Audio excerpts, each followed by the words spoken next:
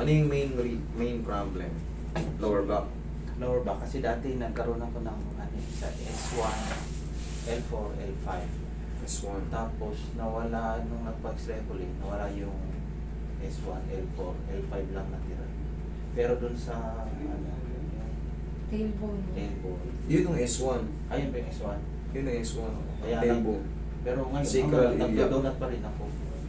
Nagdudusa ka pa rin. Pag umuupo ka sa matigas, parang nararamdaman mo sumasayad yung buto mo sa kwet. Ganun. Yun ang Kaya ibig sabihin. gumagamit ako ng donut na Tama yun. Pero ma'am, di ba, ganyan, sa ganito, bearable naman, kumbaga. okay Kaya, naman siya. Pero Huwag lang kayo makakaupo nung parang pag nasasakyan, gano'n. yun nga, parang nasasaktan yung buto nyo dito sa puwet. Parang Ang tawag dun kasi yung tailbone, yun nga, kabilang yung sa sacral iliac. Pag ganun.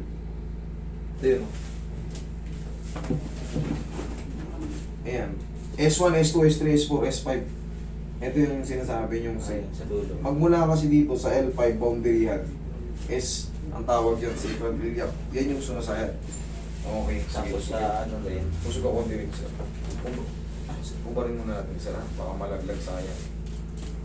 Sige, ubarin nyo muna yung mga mababasag. Yan. Ano pa tayo? Problema pa tayo sa mga dati nagkaano ako eh, Frozen shoulder. Frozen. wala kayong mga opera, Wala. wala kayong mga heart problem. Wala naman. Okay, good. Yun lang. Yun lang naman ang kailangan nating malaman. Opera, heart problem kasi siyempre magbabago yung adjustment pagka may mga kondisyon kayong iba. Ano, kung wala, tuloy ang karate. Straight lang. Uy, hindi natin ulit. Ano? Hindi pwede.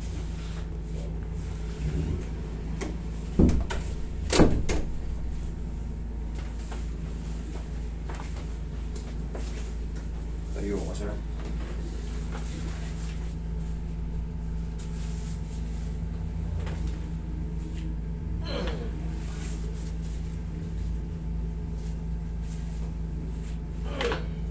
Higa ka matagilid. Ganito ang pectus, oh. Sige. Ganito ang pectus sa sacral iliac.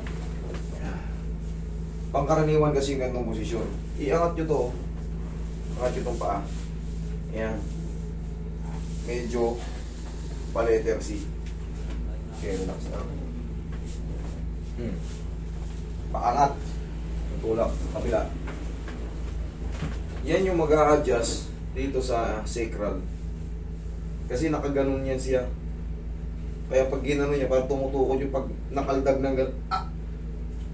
Kaya kailangan mong gumamit ng donut o kaya yung pillow na may butas ano para hindi umabot yung pinaka-sacral iliac. Sarap. Tapos ganito, yan o. Mapapansin nyo pinipektusan to. Mamabol pa, di ba? Tapa. Pero ano mo, hindi siya nasasaktan. Ibig sabihin, tama lang yung binabalikan. Yun ang estimation dun. Kasi kung nadidislocate yan, ngayon pa lang, magsisigaw na yan si Sir, mamamaga yung balakang niya. Mga ilang segundo pa lang, Master. Sobrang sakit nun ah.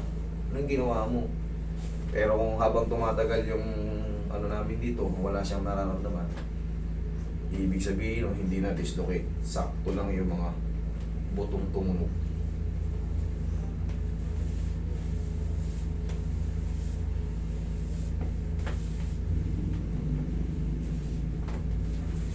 Sa mga sumusunod sa akin, nagchat-chat sa akin, nakikita ko naman kayo.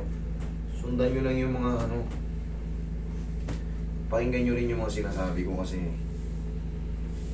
alam nyo na, pag nasira nyo yung katawan ng tao, baka hindi na maibalik. Kawawa yung pasyente, kaya dahan-dahan. Ikot-ikutin nyo muna, doble-doblehin nyo muna yung review. Bago nyo, lalo sa liig. Sa liig ha, iingat kayo dyan.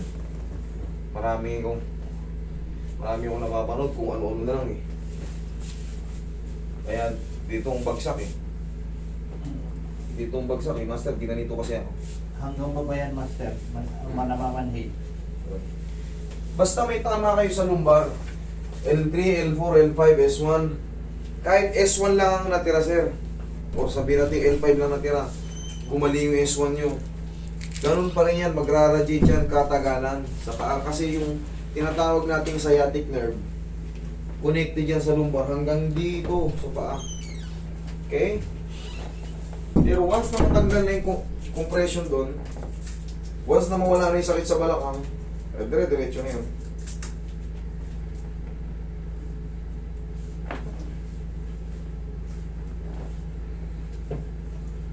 Tuturuan kita ng maintenance mo, sir, ha? Exercise na ng konti yun, ha?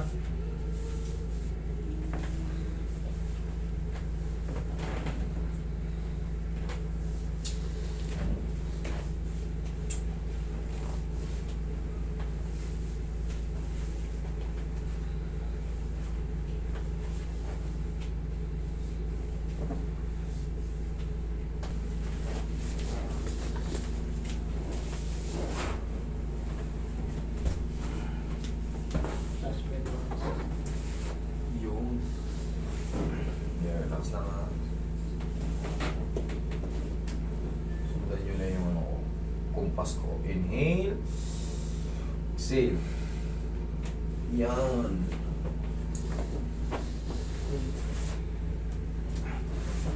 Yan na ngayon. Ngayon, uobserbahan mo ngayon yung ano, bagong adjust yan, maaaring may matira pang konti. 1 to 2 days, 3 to 4 days, dun ka mag-decide kung may nagbago ba or wala. Yung matagal na nakaupo. Yung umahin. Kasi nga sira yung ano mo eh. Kaya mararamdaman mo talaga yun. Pero ngayon, dun nga natin dun tayo magdi-decide. 3 to 4 days. Obserbahan mo ng 3 to 4 days. Siguro baka nawala yung sa S saka sa L4. Sinusundan ko lagi yung ano nyo, yung pag... tuwing umaga. Malaking bagay yun, yung tinuturo ko. Kita nyo, hindi na kayo nagsisibir. Kung mapapansin nyo, bearable na siya. Hindi na yung katulad nung talagang pag sumakit. Oh, yung Ang tagal mawala. Pero nung natutunan nyo yung ano, kita nyo, Medyo, hindi nyo napapansin. Kumbaga nakakapunta kayo rito ng ano, diretso lang, may. Pero siyempre, iba pa rin yung kaalaman ko eh. Iba pa rin yung pectus ko. Hindi mo mapaano ng sarili mo yun. Mapatulog. Yung dito sa mga upper, tsaka hanggang dito sa lower, pwede.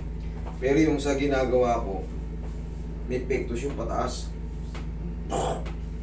Diba? O ngayon, upo ka, tingnan mo ngayon.